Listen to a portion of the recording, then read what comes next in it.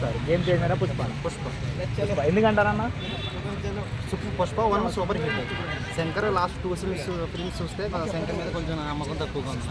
అంటే హీరో పరంగా ఏం లేదండి, హీరో పరంగానే డైరెక్టర్ పరంగానే ఇప్పుడు పుష్ప 2 మొన్న ట్రైలర్ రిలీజ్ అయింది. ఆంధ్ర వాళ్ళు అసలు పుష్ప 2 అనేది మేము ఆంధ్రాలో రిలీజ్ ఎక్కడా కానివ్వము అంటున్నారు. ఎవరంటే నేను పవన్ కళ్యాణ్ ఫ్యాన్. నేను ఫస్ట్ రోజు సినిమా పాలిటిక్స్ మూవీ అదేండి. మరి ఇప్పుడు ఆంధ్రాలో రిలీజ్ కానివ్వని అంటున్నారు. ఒకవేళ అది కానివ్వకపోతే పరిస్థితి ఏంటి?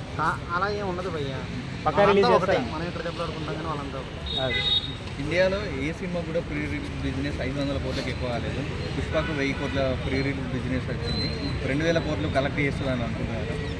Depending upon movie, but it will reach. So Dangal రికార్డులు బ్రేక్ చేస్తుందా 1800 కోట్లు?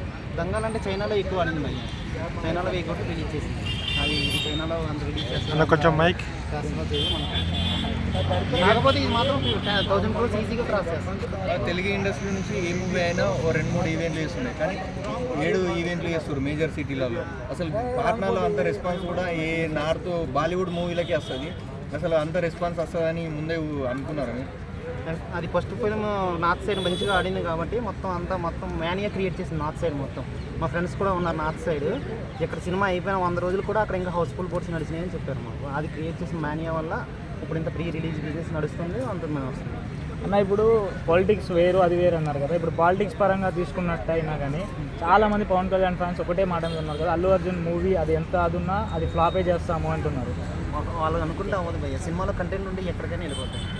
పుష్ప 2 కంటెంట్ ఉంది అంటారు. కంపల్సరీగా ఉంటుంది. సుకుమార్ చెక్కినాడు cell phone song release song గురించి. ఇప్పుడు సాంగ్ బాగాలేదు, డిలీట్ చేయాలి అని అంటున్నారు కదా, దాని గురించి.